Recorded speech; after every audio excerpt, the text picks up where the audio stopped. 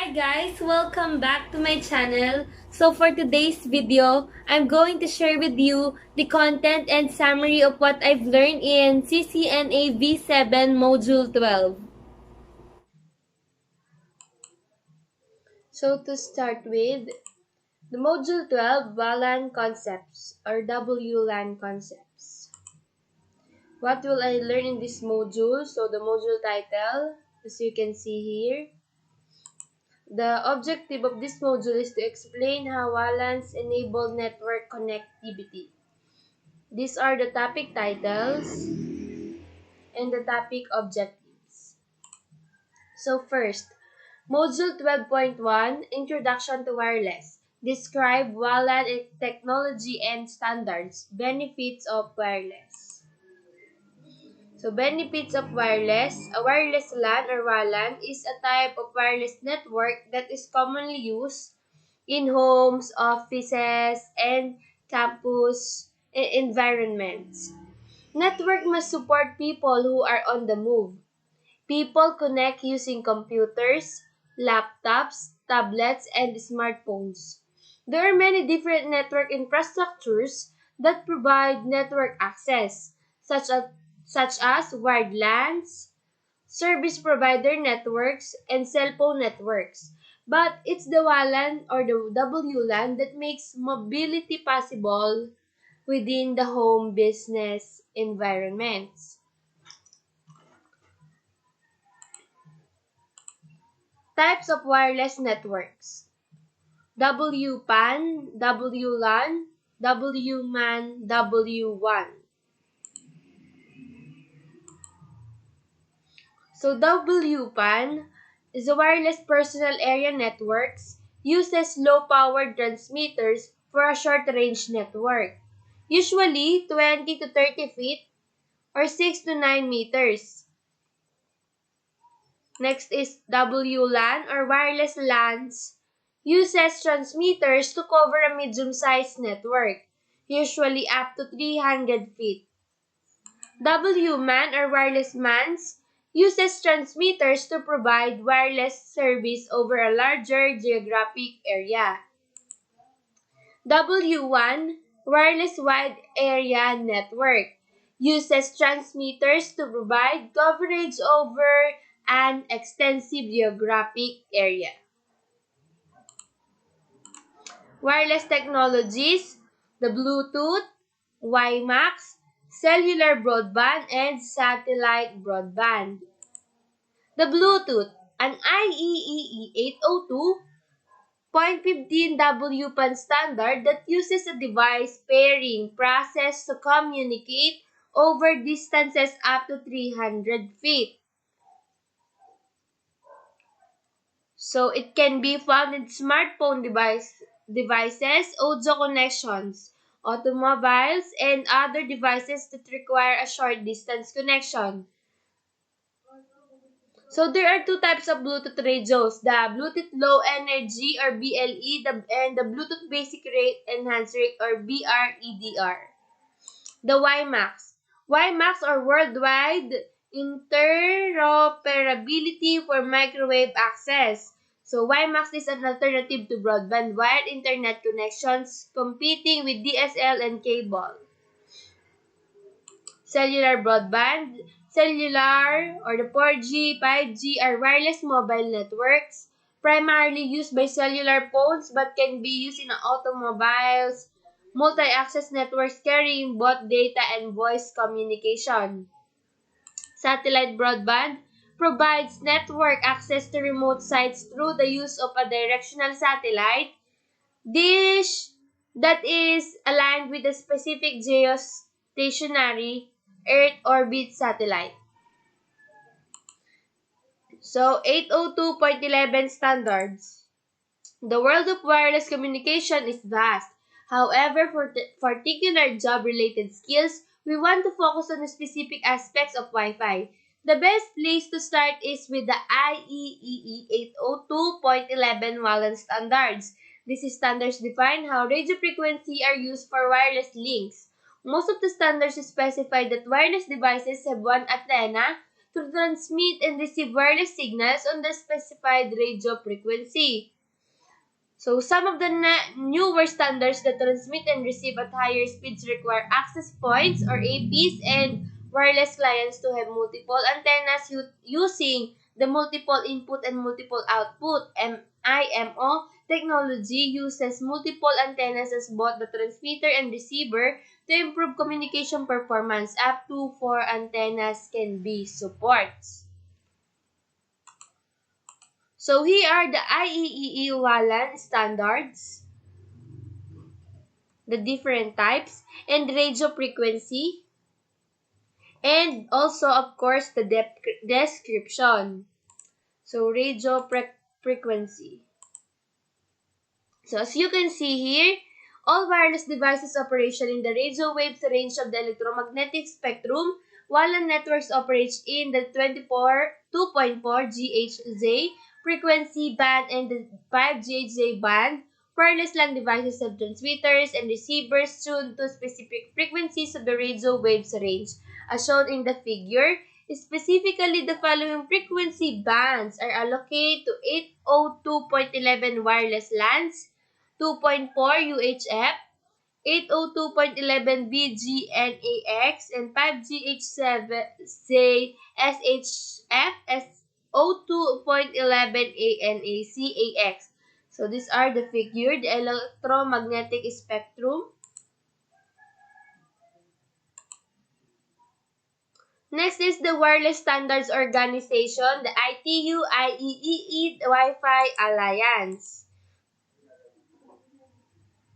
So these are their logo, the ITU, IEEE, and the Wi-Fi. So ITU, or the International Telecommunication Union, regulates the allocation of the radio frequency spectrum and satellite orbits through the ITUR. ITUR stands for the ITU Radio Communication Sector. And the IEEE specifies how radio frequency is modulated to carry information. It maintains the standard for local and metropolitan area networks are MAN with the IEEE 802 LAN or MAN family of standards. The dominant standards in the IEEE 802 family are 802.3 Ethernet and 802.11 WLAN. In Wi-Fi or Wi-Fi Alliance is a global, non-profit industry trade association devoted to promoting the growth and acceptance of WLANs. It is association of vendors whose objective is to improve the interoperability of products that are based on the 802.11 standard by certifying vendors for conformance to industry norms and adherence to standards.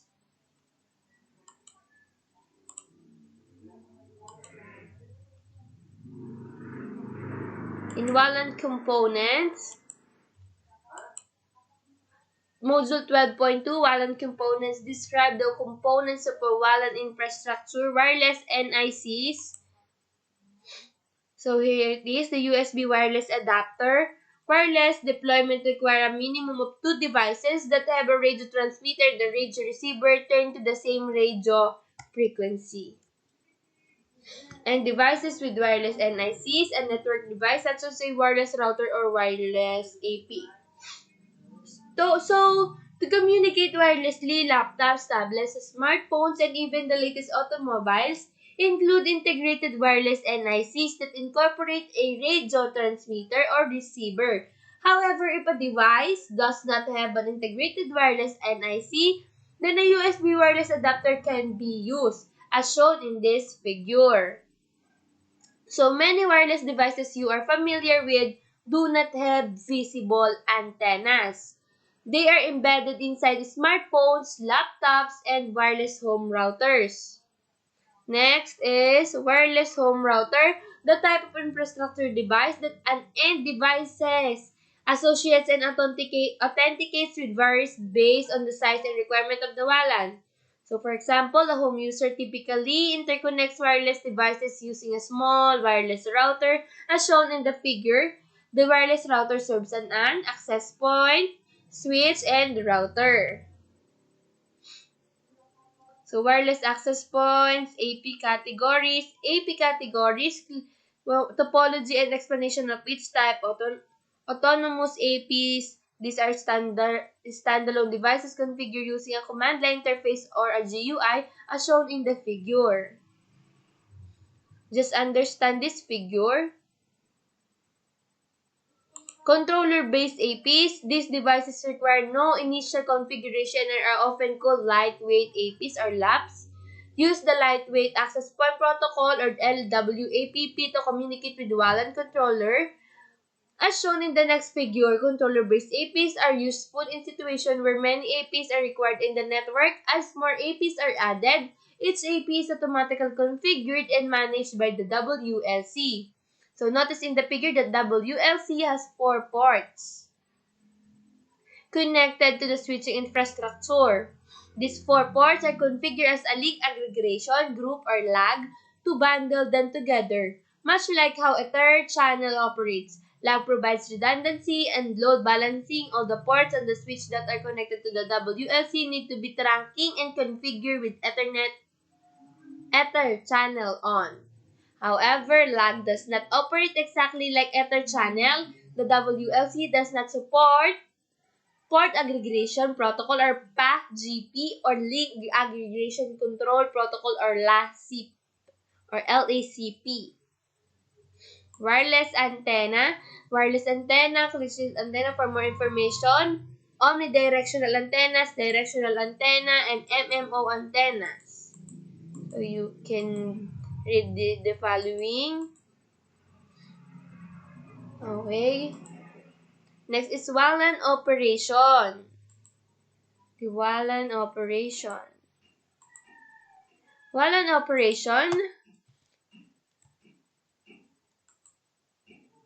includes 802.11 wireless topology modes, BSS and ESS, 802.11 premise structure, CSMA-CA, wireless client and AP association, passive and active discover mode. So you can browse the following here at Cisco Packet or Cisco Application Net ACAD.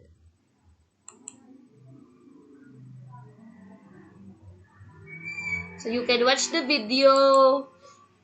You can read some of these. So click each wireless topology mode for more information. Click, just read the following. So for us to know this structure or this figure, just analyze it well. CSMACA, wireless client and AP association, passive and active discover mode. Click mode for more information. And that's it. In Module 12.4, CapWAP operation, explain how a WLC uses CapWAP to manage multiple APs. So, introduction to CapWAP. CapWAP is an IEEE standard protocol that enables a WLC to manage multiple APs and WLANs. CapWAP is also responsible for the encapsulation and forwarding of WLAN client traffic between an AP and a WLC. CapWAP is based on LWAPP but adds additionally security with datagram transport layer security or DTLS.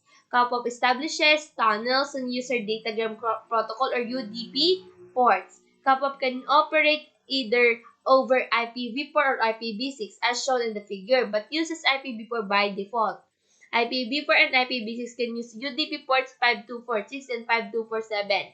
However, CapWAP tunnels use different IP protocols in the frame header. IPv4 uses IP protocol 17 and IPv6 uses IP protocol I136.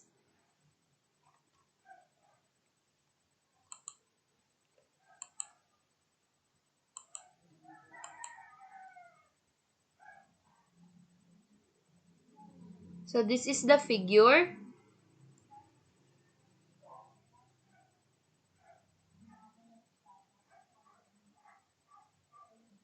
And this is what I discussed to you guys.